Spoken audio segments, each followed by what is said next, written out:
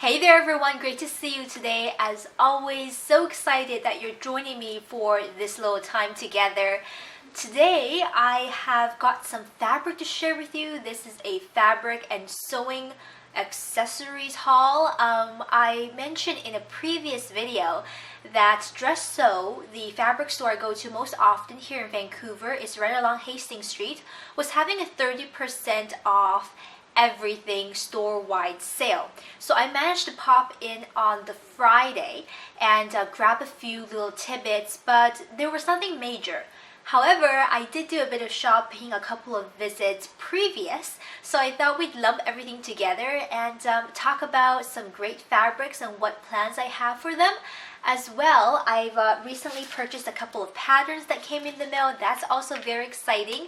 Additionally, I also want to give you a quick update on a dress that is finally coming together that I've been sewing since last year. If you've been following along my sewing adventure, you will most definitely recognize this dress. Now, I do want to mention quickly that I am using a slightly different setup today. I recently bought a wireless trigger for my camera that I'm using to film because my lens is actually quite close up.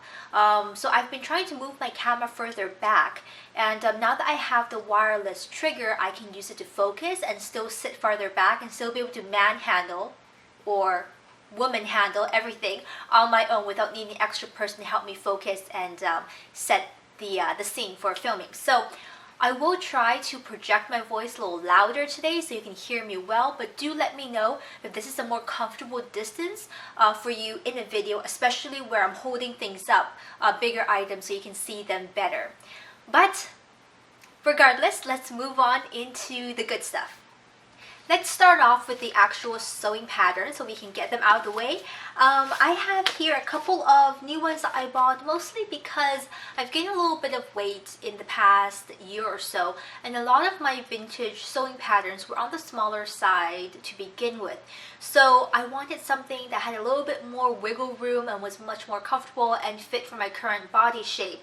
Didn't gain that much, maybe like 5 to 10 pounds, but just to be safe, I thought I'd size up a little. And I could have learned how to grade the smaller patterns into a larger size, but wasn't ready to delve into that one just yet. I usually get my vintage sewing patterns off of Etsy. There are some great people who go to yard sales and, gather and buy off vintage patterns and then resell them online. So it's a great place to look for vintage things. I have here 4 patterns. 2 of them are from McCall's. The first one here is probably the most modern out of the 4. This is an A-line skirt that is lined. A lot of skirt patterns just come as a top skirt. It's not made to be lined, although you could line it yourself. It's not a big deal. I just like something that is all-in-one in one pattern. So I've got this right here. It's a very pretty, slightly poofier look to it, which might be fun come the spring and summertime if I make something in a lightweight fabric. Then another McCall's is a set of accessories. I really want a faux suede obi belt. I think it'll be a great pairing piece with a lot of my denim or just blue colored garments that I've been working on. And this one has a set of many different belts, but they've got 3 different obi belt variations, which will be great to sew up and pair with my garments. Next then, 2 items which are pretty 70s. I'm just going to warn you right now. First off, we have this set of halter tops from Vogue. Aren't they so cute? They're very carefree, very, I want to say like Miami-ish, and definitely very 70s. So I think these are lined as well, which will be great. I'm not sure how low the neckline is. I'll have to see once I take the pattern out. I haven't started working on these yet. I'll save them for when the weather gets slightly warmer. So I've got this one here. I also have one from 1976. This is from the brand Style Patterns. Never heard of them before, but if you know a little background history, if they've been bought out by one of the bigger pattern brands, let me know in the comments down below. This is a set of long skirts. It's got a little opening at the back so you can walk comfortably. I really like the simple, sleek silhouette, and because of the simplistic style of the skirt itself, you can use much more interesting pattern fabrics. It will really show off the fabric versus being too fussy with the style of the skirt itself. On to the fabric. Let me show you this lovely number right here. Doesn't this look like something from Kathy Kidston? A little bit London-esque, shall we say, London countryside. I love the color combination on this fabric. This is a polyester, so it's actually quite thin. I was thinking of using this either to make a shift dress or using it to make some kind of a blouse. Now, I've never been quite certain about me wearing green, especially this type of very muted sage or like pistachio green, so we'll have to think about if this will work out for me or not, but it was just so pretty, and I bought this during the 30% off sale. I did also order another sewing pattern. I thought I'd mention it right here, from Sew Over It. I recently started reading a YouTube channel. What is her name? Okay, her name escapes me, but she's British and she sews and she has a fabric shop and an online shop. And I loved her shift dress patterns. So I've been eyeing one of those. And I also bought her Anderson blouse. And that one is very drapey, very 40s in the cotton silhouette. And maybe this fabric, because it has good drape and fluidity, it might go to that blouse. We'll think about it and discuss it later. Or let me know which one you think will be the better fit. Next, I also picked up some gingham fabric. I think these are so cute.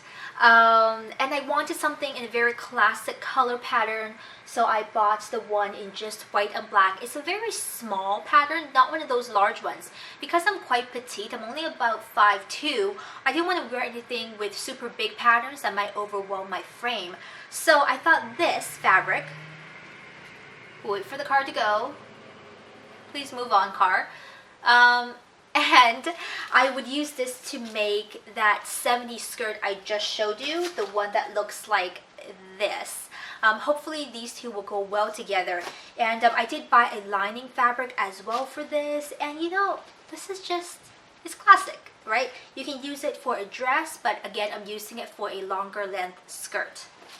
Now, because I have recently bought a new sewing machine and it works very well, I've decided to venture out again into the world of knit fabrics, and I have this pattern in my collection that's a wrap dress. It's sleeveless, I believe. It has a bit of a collar or lapel, and it's a wrap dress, a little bit Diane von Furstenberg, not quite though, and it required a stretch knit.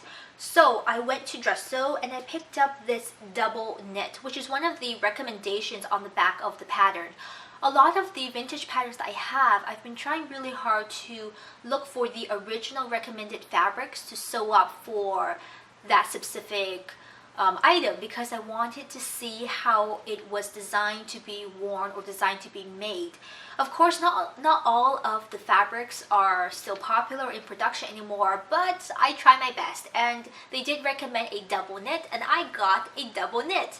This one is a charcoal navy, I would say, again with the blue theme. I really do like blues, and this one is quite thick. It is quite stretchy, has a bit of stretch to it, so it should hold up well when sewing. Anything that's very flimsy of a knit, I have a hard time working with, and it takes a bit more practice.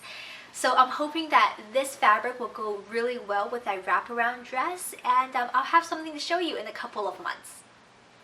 The last bits of things that I bought were really just things like ribbons and waist stabilizers and you know, thread and things like that. Nothing of particular interest, so I'll skip those. And I want to give you an update to some items I've been working on. If you recall, sometime last year. I started on this, I think it is a late 50s or early 60s sheath dress, and it's finally coming together. I haven't gotten the zipper on the back yet, so I'll just have to hold it like this. I have finished the neckline, so that's complete. I've got the top and bottom pieces connected together. That is an accomplishment, because then I could actually try on the dress. And I posted a photo of me trying on the dress for the first fitting over on Instagram. I'll link it over here. And you know, if you've been following me on social media, you would have already heard this, and this is old news. But I'm so excited about this. I really wanted to show you on camera. This is made of a stretch, a lightweight stretch denim slash chambray. I want to say this is like a thicker chambray or a very lightweight denim. Either way, there is a bit of stretch to it, which means it's comfortable when you zip it up. And I love that this dress actually comes with pockets. It's designed with pockets, so I put the pockets in. Let me just show you so you believe me. See, we've got pockets. Pockets on the bottom, so that would be great. Again, I have to put the zipper in, and I'll be able to do a blog post on the finished item. I know I'm just rumpling up here, rumpling like the fabric together. Either way, it's great, and I'm over the moon about it. So that's the update on that. Then I just want to show you this 50s wiggle skirt that I've started cutting out from this absolutely beautiful baby blue, I want to say shantung fabric that I got in the clearance bin for like $2.99. But look at this beautiful baby blue, and it has a sheen to it. Shantung has a bit more stiffness to it, and I think it would make a great structured skirt. I am probably not going to line it, and I'll just wear like a slip or something with this. But it's quite a form-fitting wiggle skirt, and it's quite long as well, so we'll have to see once I put it on if it's a little too long for me. I'll probably have to wear heels either way. But I did start cutting this out.